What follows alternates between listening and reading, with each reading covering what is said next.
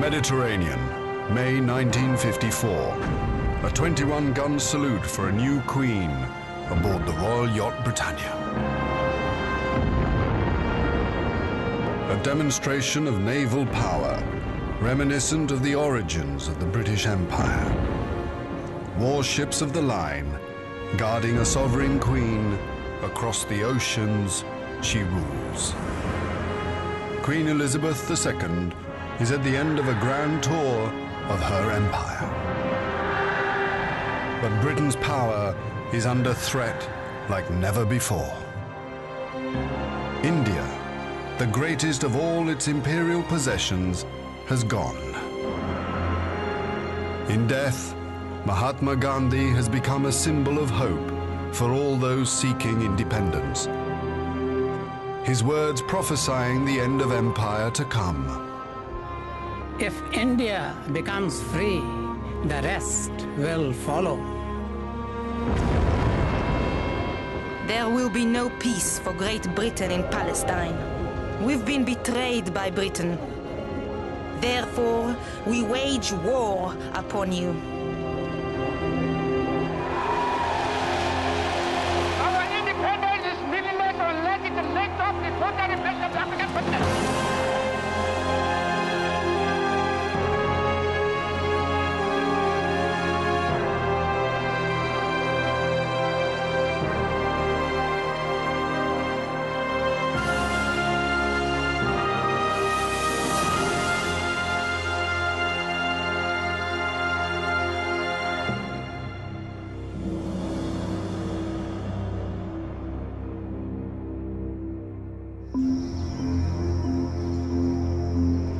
Kuala Lumpur, 1945, at the end of the Second World War.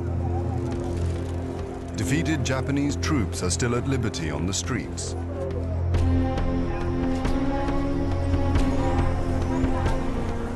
September the 13th, General Yusuri Ishiguro formally surrenders all Japanese forces in Malaya to British General Ouvrey Roberts.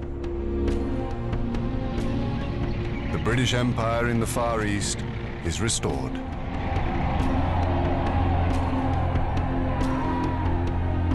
Empire troops march in celebration. Among them, men of the Malayan People's Anti-Japanese Army, who have fought as part of the empire. But within 3 years, many of these soldiers will be involved in a bitter struggle against British forces in an attempted communist takeover of Malaya. The British Empire will become embroiled in the Cold War.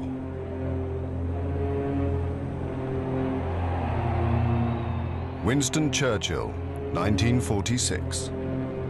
In a great number of countries, far from the Russian frontiers, the Communist parties constitute a growing challenge to Christian civilization.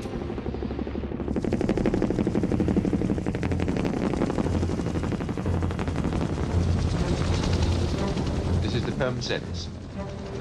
The emergency in Malaya has been going on for over 3.5 years. I asked Mrs. Lucy how she managed. They don't deserve any mercy. They have committed such terrible atrocities. They are just like wild beasts. A radio interview with Joan Lucy, the wife of a plantation owner at the height of the Malayan emergency. The European owners of the vitally important rubber industry are an obvious target for the communist terrorists.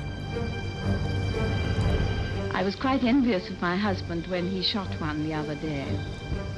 I could in some way repay the death of my friends by getting 1 or 2 in return.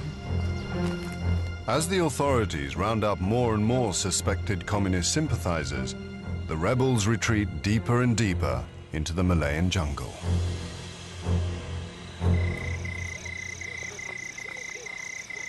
Bruce Leeming, a 19-year-old lieutenant with the Highland Light Infantry, on his first jungle mission, April 1953. Patrolling and sleeping in the jungle. Torrential rain, swamps, leeches, mosquitoes, prickly heat all over our skins. We haven't stopped sweating since we left Aden. I dream constantly of frost and snow. Oh, to walk free in the kilt again, instead of this clinging, sodden, jungle green kit.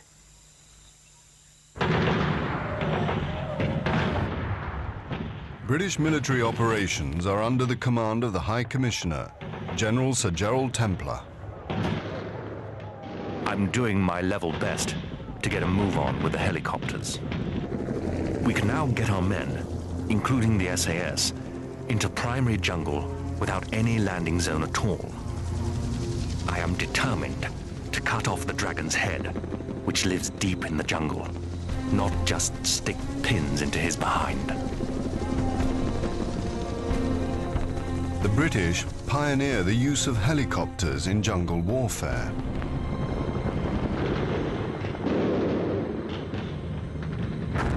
Over 45,000 Empire troops are deployed.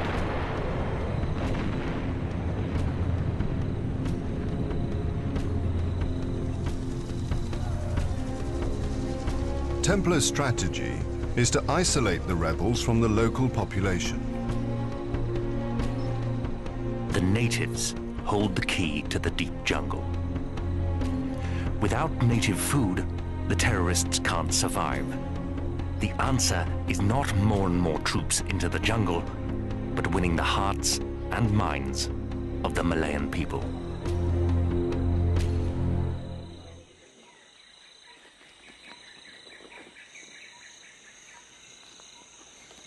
A costly and drawn-out campaign over 9 years leads to British victory. By 1957, the communist revolt is effectively at an end. Over 6,500 communist rebels are dead. Government dead number almost 2,500, including more than 500 British troops.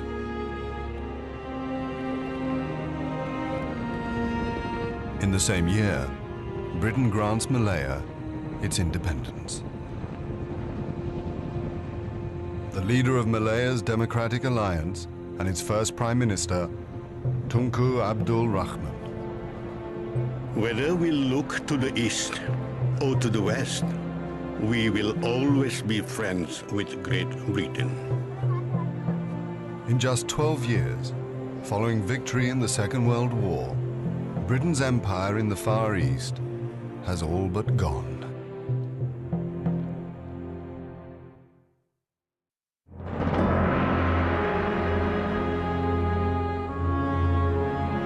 Palestine, 1936, the Holy Land for Jews, Christians, and Muslims.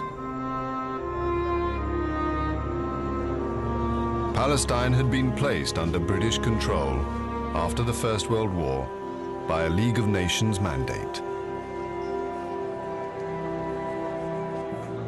In 1917, Foreign Minister Arthur Balfour had declared British sympathy with the idea of a national home for the Jewish people in Palestine.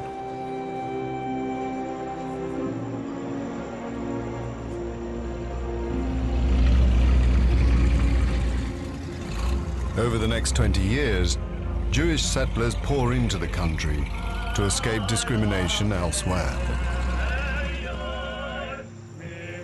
David Ben-Gurion, a Jewish leader. The Jewish problem was never as acute as in these days. The world is barred against us, and outside of Palestine, there is no hope to look forward to.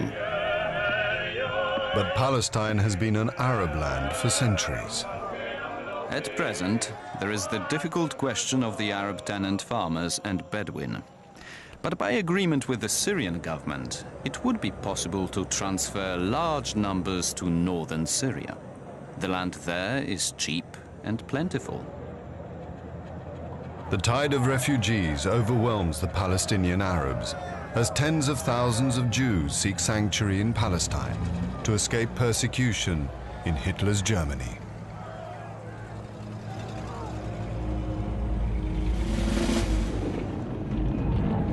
In April 1936, the Arabs rise in revolt against the growing number of Jewish immigrants.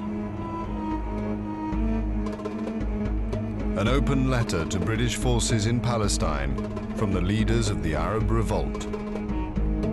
The cruelty is to try and deprive us of our homes and our honor, to give our lands to the Jews, who are expelled by all the civilized nations. We are your friends if you behave faithfully. We are men of dignity and valor. We will never betray you, but you are our enemy when you try to do us harm.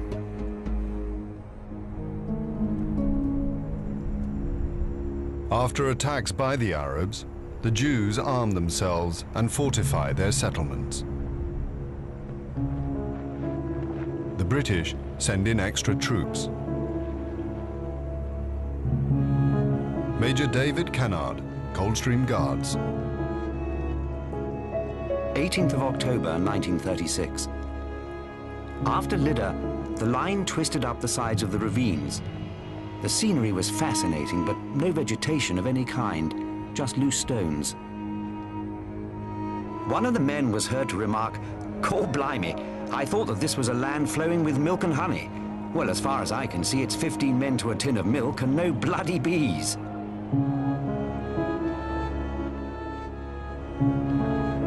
As the revolt continues, the British Army rounds up hundreds of Arab suspects.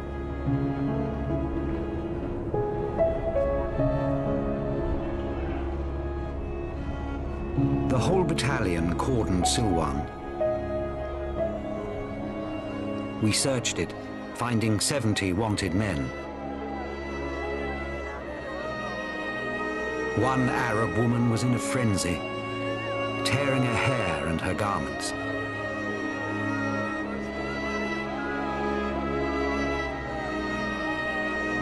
I stayed behind to help our informer. We had great difficulty getting away, as the women had rushed the prisoners and tried to lynch our informer. Arab suspects are interned in detention camps. A young Arab leader. In the old days, the Arabs never objected to the Jews. Nobody begrudged them the Wailing Wall and what it meant to them. But when the Jews became Zionists, it was a different matter. Now they are arrogant and aggressive. Our relationship with them is impossible.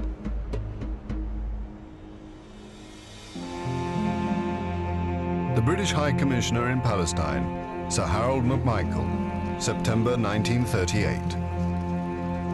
The position is deteriorating rapidly. This Arab revolt is an attempt to achieve the complete reversal of government policy regarding Jewish immigration.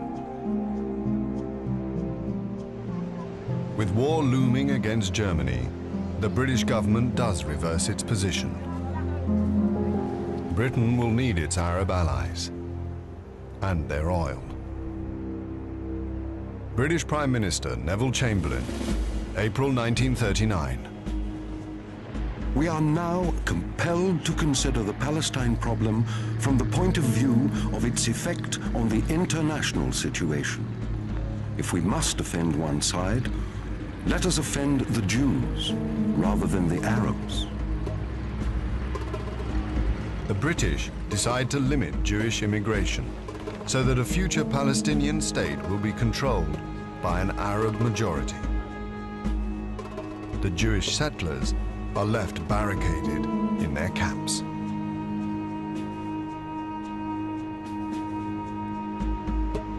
Colonel Richard Meinertzhagen, a British officer who served in Palestine during the First World War.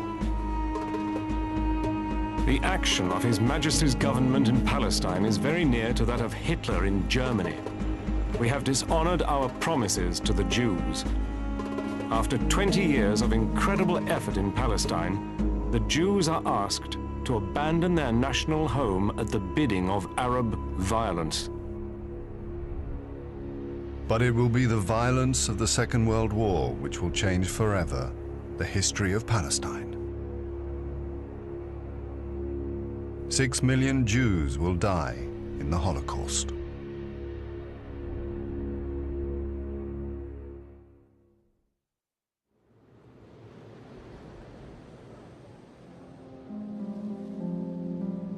For the survivors of the Holocaust, Palestine is their salvation. The Diary of a Polish Jew, a survivor of the death camps, part of the exodus of Jewish refugees to Palestine at the end of the war. I am Gershon Rabinowicz from Kraków in Poland. From where I stand, Palestine looks like paradise. It is the first clear light I have seen in all my 17 years. It is hard to say what we see as our ship touches the promised land, for our eyes are filled with tears. Do you know what it is to be welcomed after a lifetime of being hated and hunted from land to land?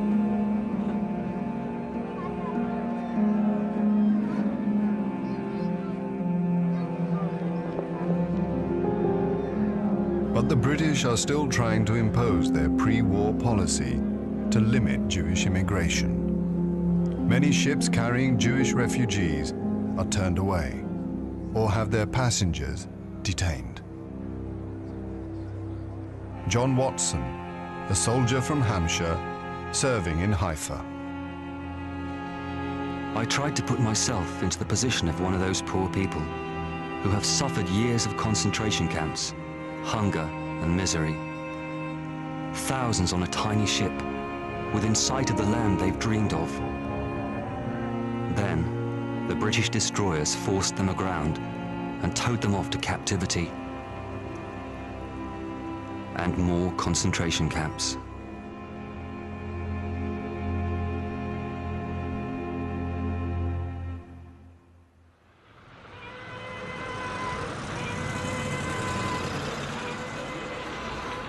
By the end of 1945, British forces in Palestine are in the midst of a Jewish revolt, even more violent than the pre-war Arab revolt. The Jewish Defense Force, the Haganah, and its terrorist offshoot, the Stern Gang, try to force the British authorities to open Palestine to the thousands of Jews desperate to enter the country. Geula Cohen, a member of the Stern Gang. There will be no peace for Great Britain in Palestine. Jewish fighters will strike for their people. We've been betrayed by Britain. Therefore, we condemn you. Therefore, we wage war upon you. Here is the news. This is Richard Williams calling from Jerusalem. Saturday night, heavy firing broke out. Members of the Stern Gang had attacked 2 Arab houses, alleged to be snipers' posts, and they succeeded in blowing them up. Michael Lang, a British soldier serving in Palestine. The Jewish terrorist group, the Stern Gang, have blown up the government admin wing of the King David Hotel, Jerusalem. 100 believed killed, many others injured. Casualties include Arabs, Jews, and British. There's something particularly obscene about indiscriminate murder by terrorists, posing as freedom fighters. Despite escalating terrorist activity, the horror of the Holocaust has had a profound effect on world opinion, especially in America. There is little support for Britain's continued involvement.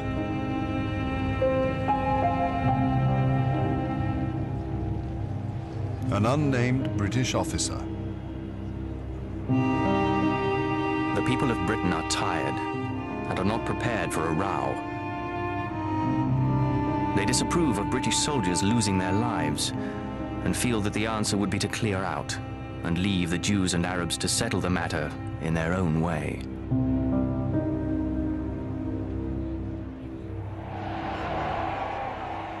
In September 1947, the British government surrenders its mandate in Palestine. Ernest Bevin, British Foreign Secretary. We have decided that we are unable to impose a solution of our own. The only course now open to us is to submit the problem to the judgment of the United Nations.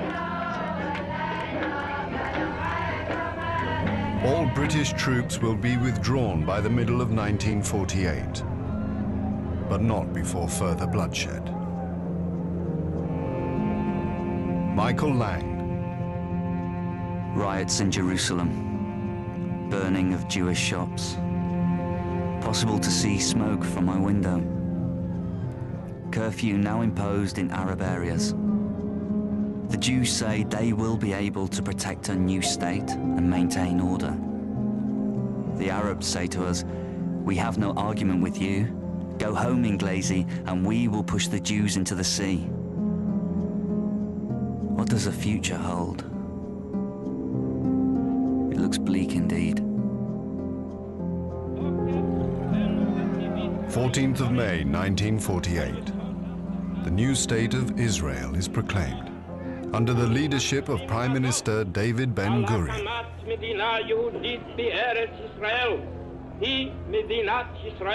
The new Jewish state is immediately convulsed by war, with its own Arab population and its Arab neighbors, Egypt, Syria, and Jordan. Within 6 months, Israel's galvanized citizen army is victorious on all fronts.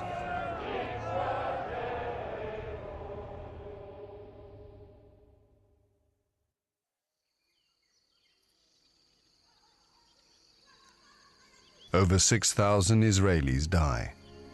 Combined Arab losses total more than 15,000.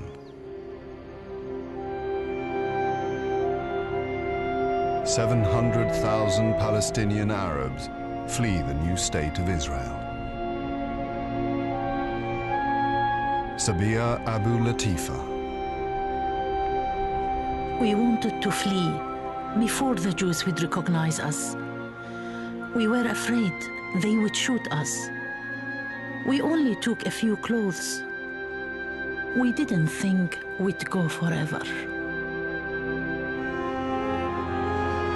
The Israeli army marches in victory. Britain's 30-year rule in the Holy Land has come to an ignominious end. Richard Meinertzhagen. The British government has abandoned Palestine, same as in India. We have had to slink out, despised by all. We have left behind a hatred that will not die for generations. It is a glaring admission of failure, unprecedented in the history of our empire.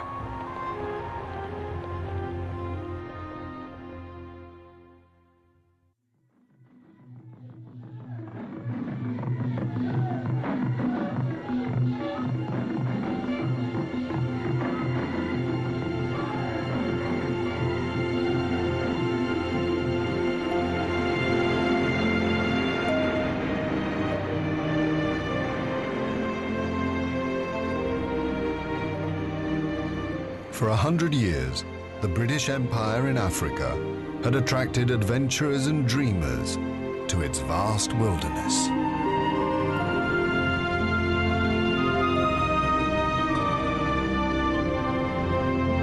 Errol Whittle settled in East Africa after the Second World War.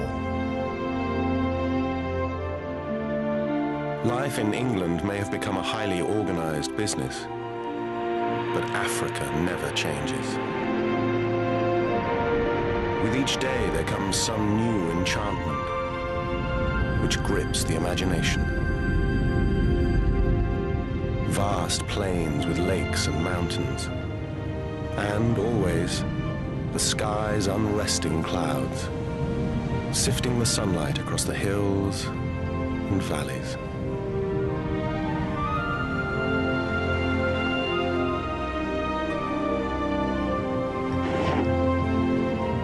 For many, the British Empire in Africa is an opportunity to teach and to heal. Sister Mary Ignatius, Uganda, 1954. Our life in Africa is very humble. We cherish the simplicities of life. We don't need much more.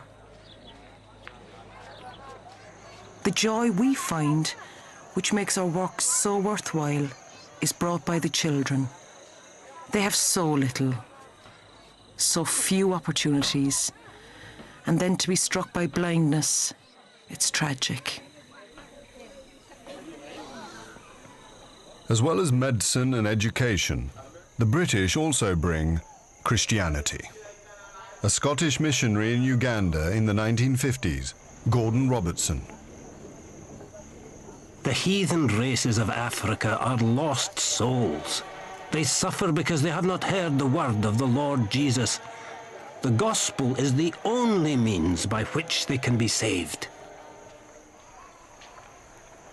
Thousands of teachers, doctors, and missionaries devote their lives to serving the empire. Its sick and illiterate, and its supposed lost souls.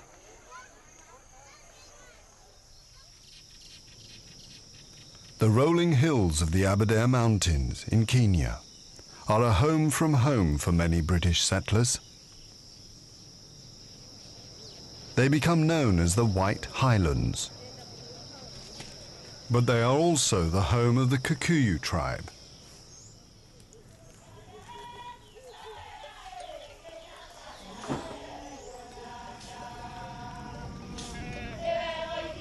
Gushu Gekoyo is a Kikuyu farmer. I often ask myself why the British send their children all the way from home to a land that is not theirs. I have come to the conclusion that the white man is a thief by nature.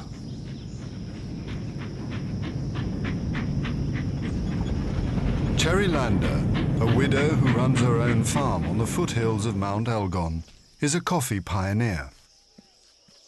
There would never have been any Kenya if there hadn't been settlers, tough enough to endure the first awful years. They have given Kenya their youth, knowing that they could make nothing of it in their short lifespan.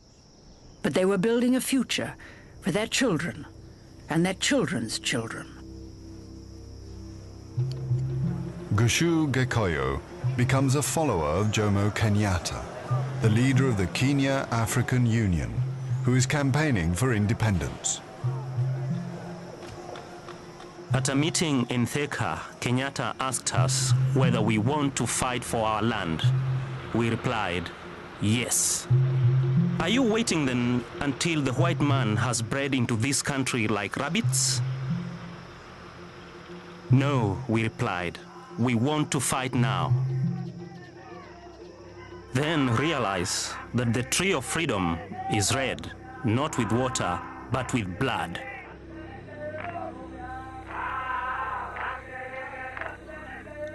Kenyatta becomes the figurehead for Kenya's nationalism, but behind him, a much more radical movement emerges, Mau Mau.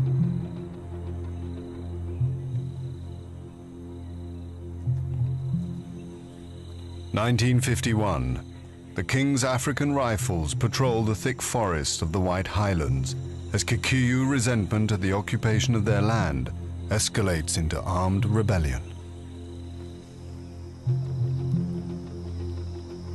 The rebels express their loyalty to the cause through a blood ritual, the Mau Mau Oath.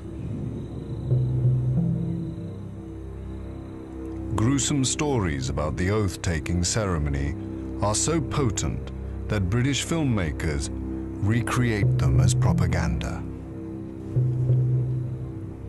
But Mau Mau sympathizer Josiah Karaoke recalls the fearsome words of his own oath. I will obey all orders of the Mau Mau, or this oath will kill me. If I'm called in the night and I refuse to come, this oath will kill me. If I'm told to bring in the head of a white man and I refuse, this oath will kill me.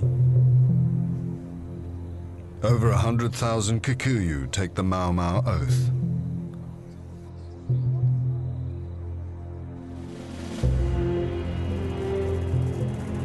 Sir Michael Blundell, the leader of Kenya's white settlers. October the 20th, 1952. The governor asked to see me in his room at Government House. There he told me that a declaration of emergency had been made and that a battalion of the army would be arriving in Kenya by air. He outlined the arrangements for the arrest and detention of 187 of the ringleaders of Mau Mau, including Kenyatta.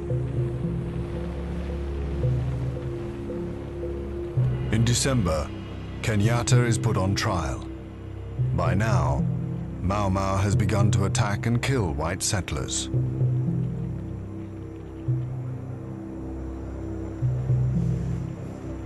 After 4 months in court, the presiding judge, Ransley Thacker, himself a white settler, delivers a damning 7-hour judgment. You have plunged many Africans back to a state which shows little humanity.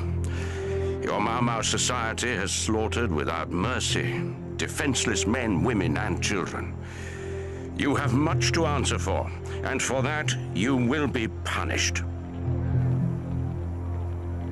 Kenyatta is sentenced to 7 years hard labor. Thacker flies to Britain immediately after the trial, having been given £20,000 by the government to facilitate his permanent relocation in England.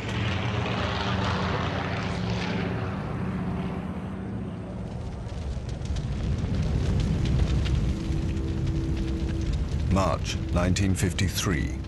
The worst atrocity of the Mau Mau uprising takes place at Lari, a protected settlement of Kikuyu loyal to the British, north of Nairobi. 97 people are burned or hacked to death.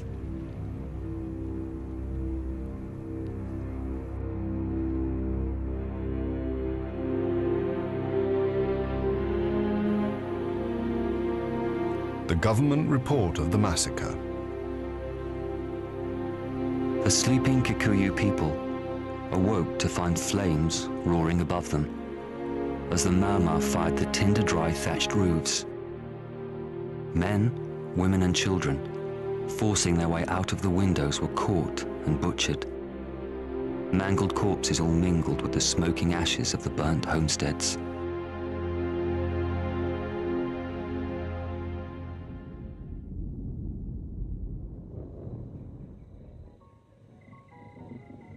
White farmers and their families continue to be attacked under the cover of darkness on their isolated farms.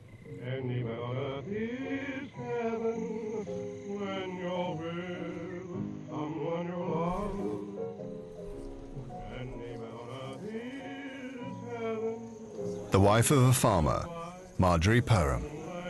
The country has been darkened by a murderous hate. It is hard to believe that as the sun goes down, gangs in the forest are preparing to set out not only to murder Europeans, but to burn alive and hack to death their own neighbors and their wives and children.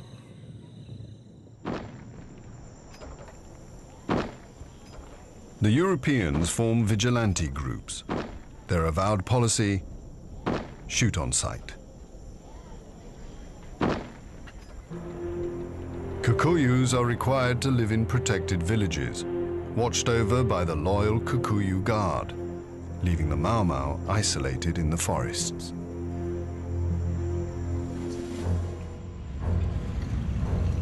The British Army is deployed into the forests.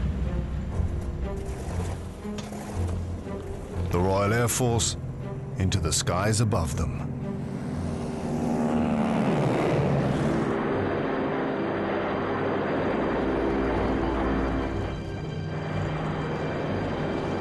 The Commander-in-Chief, British forces in the Kenya colony, General Sir George Erskine. 16th of October, 1953. We have reached a turning point which is decisive for good or evil.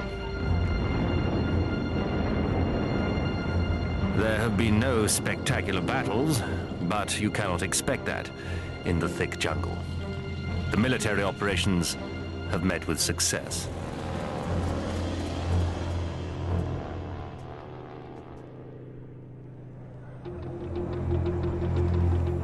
Martial law is strictly enforced.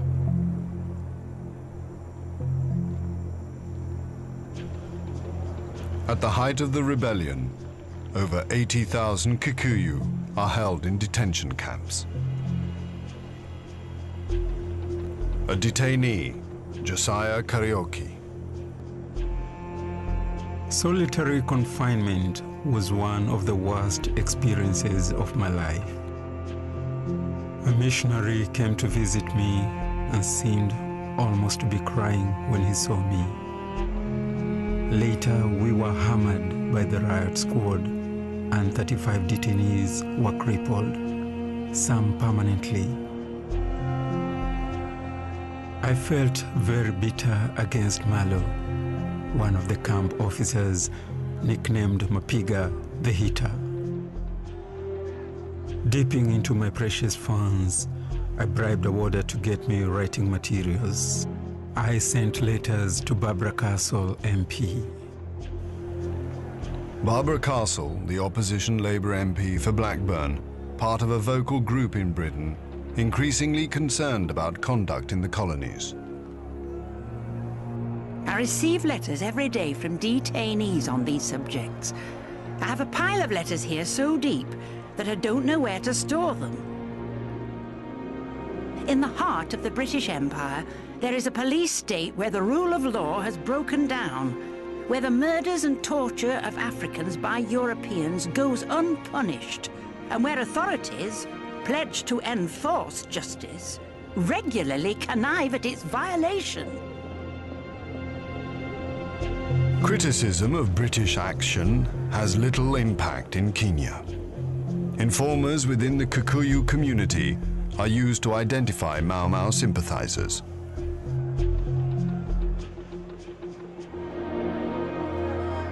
Loyal witch doctors are recruited to administer cleansing rituals, overseen by British clergymen. Do you confess that you have taken the Mau Mau oath? Do you seek forgiveness through the blood of Christ, our Savior?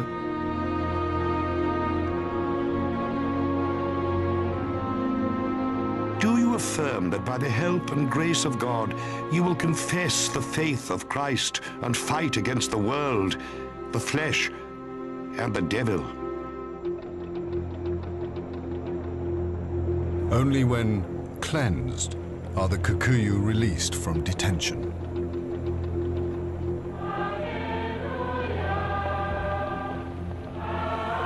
In May 1955, Geoffrey Fisher, Archbishop of Canterbury, visits Kenya to commemorate the dead of the loyal Kikuyu Guard. We started at 8:15 to go to Fort Hall. Lots of barbed wire and tribal guards.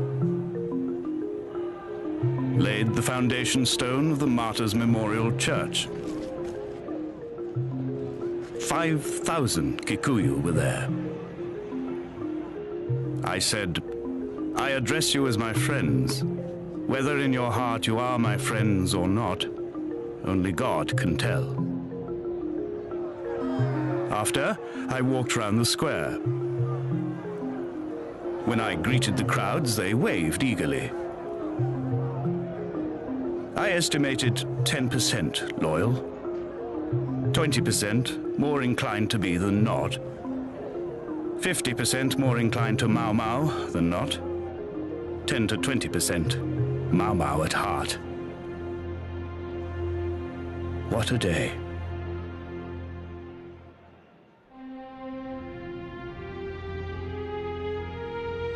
Over 2,000 people loyal to British rule in Kenya died during the Mau Mau rebellion, including 95 Europeans. Mau Mau deaths total more than 11,000. During mass trials, 1,000 detainees are executed.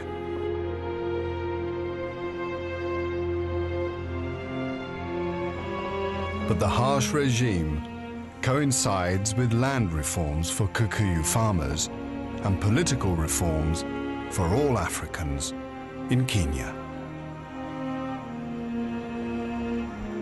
By 1956, the Mau Mau rebellion is over, but the cry for independence is being heard throughout Africa.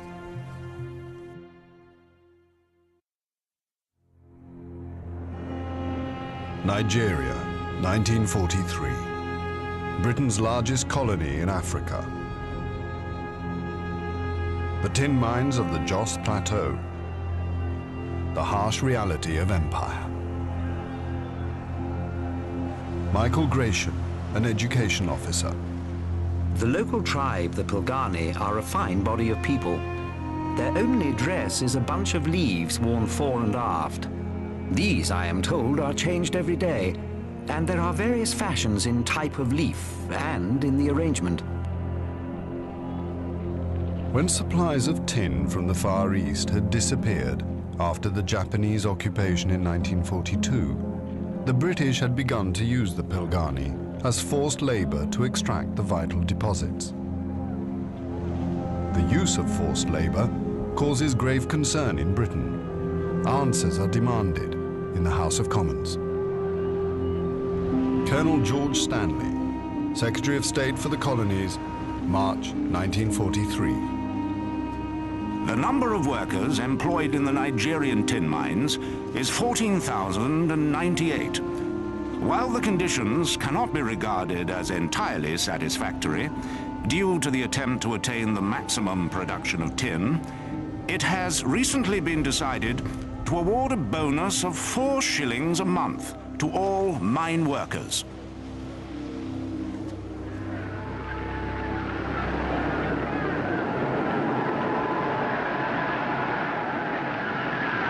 Britain's policy for the empire in Africa after the Second World War had planned for a gradual move to independence, but only after 20 to 30 years.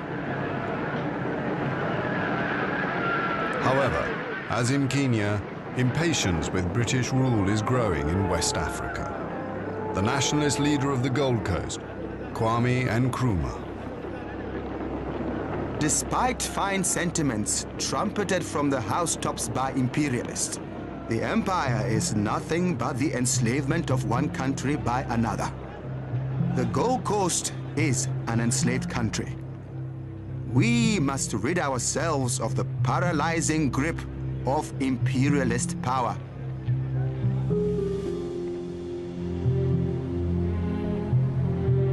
Britain's ability to resist nationalist demands is diminishing rapidly. The huge costs of containing the emergencies in Malaya and Kenya have undermined Britain's finances. Then, in November 1956, Britain engages in a futile military adventure. Suez. Forces are massing for a landing in the Suez Canal zone. Dr. Edith Summerskill, Labour MP. We went into Egypt as a great power in 1882 and told them that we were only going to stay there temporarily. Here we see now, as we speak, bombers going over the small towns of Egypt and intimidating the inhabitants. And I listened into the radio just now, and we were being told how wonderful it was that we were managing to intimidate a little country whose only source of wealth is one river and one canal.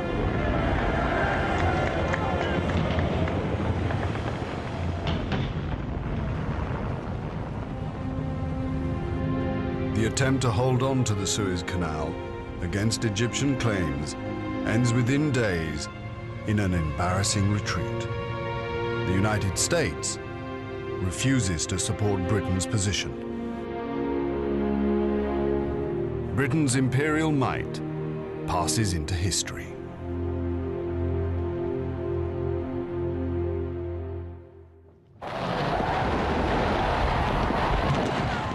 Almost simultaneously, it is announced that independence for the Gold Coast will follow within a year. Kwame Nkrumah, the first Prime Minister of a newly named Ghana. There is a new African in the world. That new African is ready to fight his own battle and show that, after all, the black man is capable of managing his own affairs.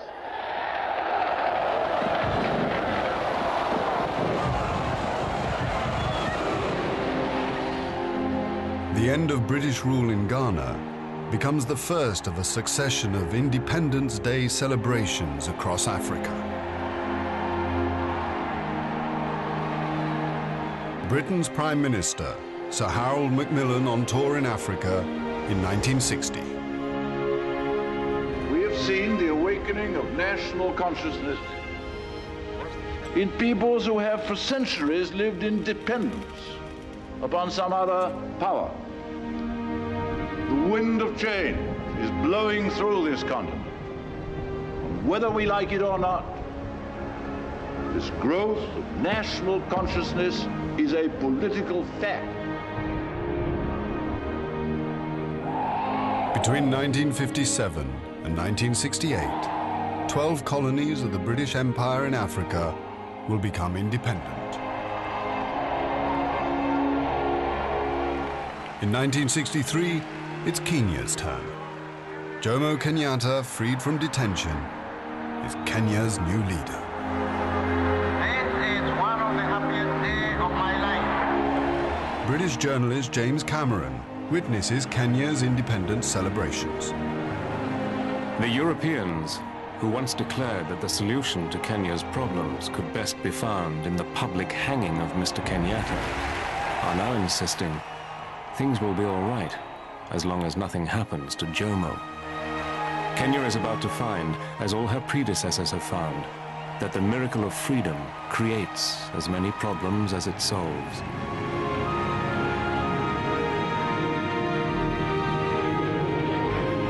As for Britain, it is left to come to terms with the end of empire.